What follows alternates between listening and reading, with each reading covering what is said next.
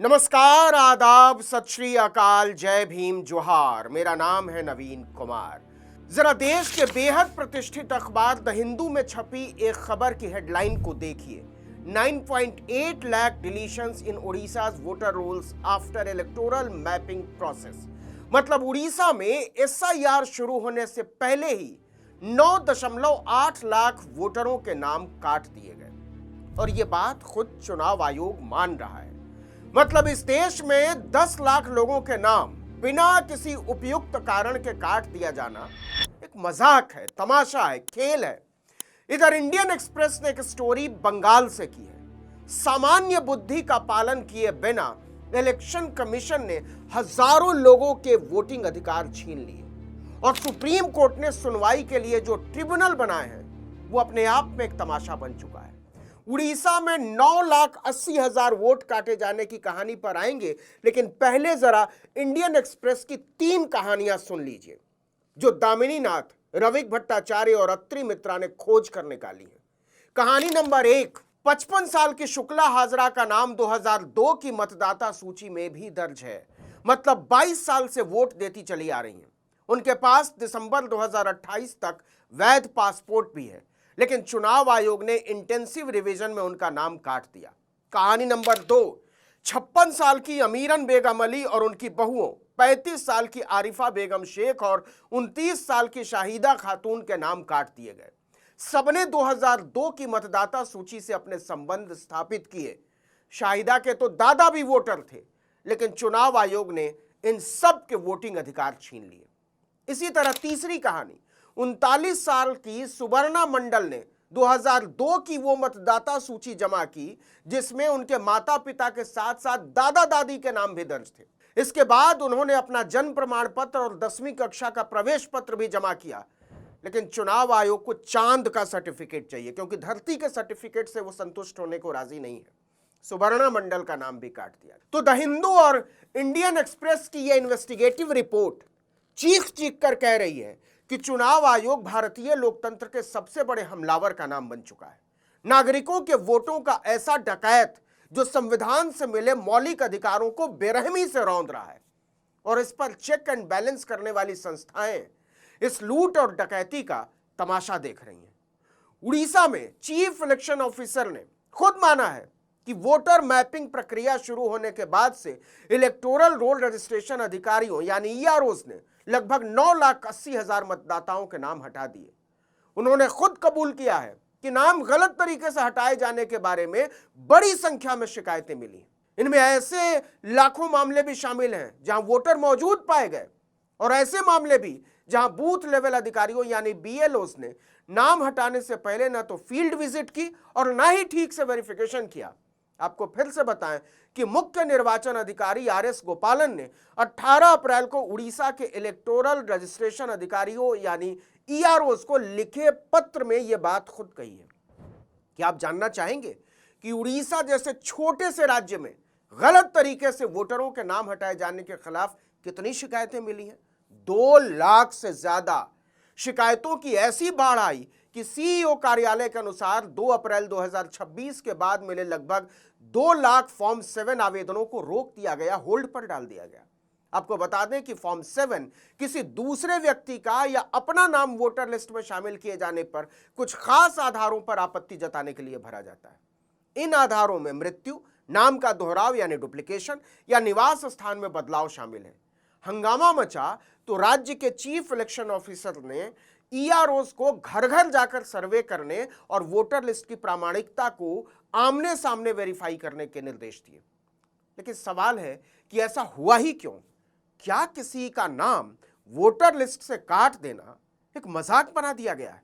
कोई भी आदमी ऑफिस में बैठकर किसी का वोटिंग अधिकार छीन सकता है, लेकिन छीन रहा है। चुनाव आयोग कुछ भी सफाई दे, लेकिन इसका जवाब है हां। इस देश में वोटिंग अधिकार को एक मजाक में तब्दील कर दिया गया है। जो अधिकार हर नागरिक को सबसे आसानी से हासिल हो जाना चाहिए, उसके लिए दौड़ा दौड़ा कर चप्पलें घिसवा दी हैं चुनाव आयोग ने, और तब भी लाखों लोग अपने दस्तावेज लेकर लाइन में खड़े हैं। इस देश के कितने लोग वोटिंग अधिकार हासिल करने के लिए हाई कोर्ट और सुप्रीम कोर्ट जा सकते हैं, लेकिन सुप्रीम कोर्ट को चुनाव आयोग को फटकार लगाने में, फटकार लगाना छोड़िए, जिम्मेदार ठहराने में भी संकोच होता है। पश्चिम बंगाल में तो उसने चुनाव आयोग का काम अपने हाथ में ले लिया है। आपको बता दें कि मृत्यु के मामले में भी मृत वोटरों के नाम तभी हटाए जाने चाहिए जब ठीक से वेरिफिकेशन कर लिया गया हो और तय प्रक्रिया का पालन किया गया हो। आप मान कर नहीं चल सकते कि कोई वोटर 90 साल का हो गया तो मर गया होगा और इसके बाद आप उन्हें दौड़ाते रहें। कायदा तो यह कहता है कि फॉर्म 7 किसी करीबी रिश्तेदार या परिवार के सदस्य द्वारा ही जमा किया जाना चाहिए। सीईओ कार्यालय ने लिखा है, नाम हटाने से पहले वोटर के आखिरी ज्ञात पते पर नोटिस जरूर भेजा जाना चाहिए। कहां गई प्रक्रिया? चुनाव आयोग की नाक कटने के बाद ईआरओ से यह भी कहा गया है कि डेमोग्राफिक सिमिलर एंट्रीज यानी समान प्रविष्टियों से जुड़े सभी मामलों का पूरी तरह से वेरिफिकेशन किया जाए। जिन मामलों में नाम के दोहराव का संदेह हो या मिलान संदिग्ध लगे, उनमें संबंधित वोटरों को नोटिस जारी किए जाने चाहिए और कोई भी कार्रवाई करने से पहले उचित प्रक्रिया का पालन किया जाना चाहिए। तो सवाल है कि ऐसा किसने नहीं किया और किसके कहने पर नहीं किया? किसने लाखों लोगों के फॉर्म 7 भरकर जमा कर दिए और चुनाव आयोग ने उनका वेरिफिकेशन किए बिना लगभग 10 लाख मतदाताओं के नाम गाजर मूली की तरह काट डाले? वोटर वेरिफिकेशन प्रक्रिया की कटी हुई नाक पर मरहम लगाते हुए अब आदेश जारी किया गया है कि ईआरओज और अतिरिक्त ईआरओज या उनके अधिकृत प्रतिनिधियों को 2 अप्रैल 2026 के बाद मिले फॉर्म 7 आवेदनों में से कम 50% आवेदनों का भौतिक रूप से वेरिफिकेशन करना चाहिए। इसके लिए उन्हें आवेदकों से व्यक्तिगत रूप से संपर्क करना होगा। इसके अलावा वोटर के आखिरी ज्ञात पते पर नोटिस जरूर भेजा जाना चाहिए और सभी वैधानिक प्रक्रियाओं का पालन किया जाना चाहिए। सवाल है कि 50% ही क्यों, 100% क्यों नहीं?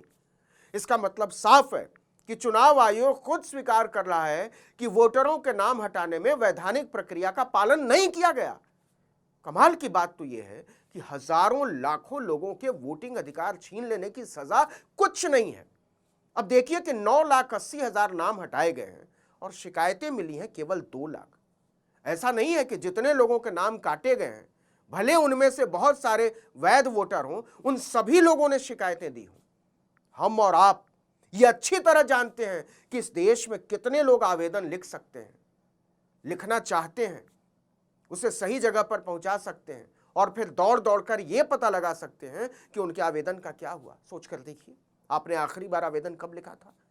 बेशर्मी से नाम काटने के बाद सीईओ कार्यालय ने कहा है कि जिन मामलों में नाम पहले ही गलत तरीके से हटा दिए गए हैं, उनमें वोटर का नाम तुरंत पूरी सावधानी और देखरेख के साथ दोबारा वोटर लिस्ट में शामिल किया जाना चाहिए। वेरिफिकेशन की प्रक्रिया पूरी होने पर ईआरओ एक लिखित सर्टिफिकेट देगा जिसमें यह पुष्टि होगी कि कम से कम 50% मामलों का फिजिकली वेरिफिकेशन किया गया है और डिलीट करने से पहले सभी तय प्रक्रियाओं का ठीक से पालन किया गया है। तो क्यों न माना जाए कि भारत में वोटिंग अधिकार को एक मजाक में तब्दील कर दिया गया है और ऐसा करने वाला है खुद चुनाव आयोग। जरा सोच कर देखिए कि एक लोकतंत्र में वैध नागरिकों के वोटिंग अधिकार छीन लेने वाले कितने बड़े अपराधी हैं और इसकी सजा क्या होनी चाहिए। लेकिन लिख लीजिए, इतने बड़े मामले का कुछ नहीं होने वाला है। इस वीडियो में इतना ही, लेकिन अगर आपने आर्टिकल 19 इंडिया को अब तक सब्सक्राइब नहीं किया है तो फौरन कर लीजिए, बेल आइकॉन दबाइए, घंटी जैसी आकृति, लाइक कीजिए और कमेंट करके बताइए हमारा वीडियो आपको कैसा लगा। हमारा ट्विटर हैंडल है article19_India और मेरा ट्विटर हैंडल है नवीन जर्नलिस्ट। नमस्कार।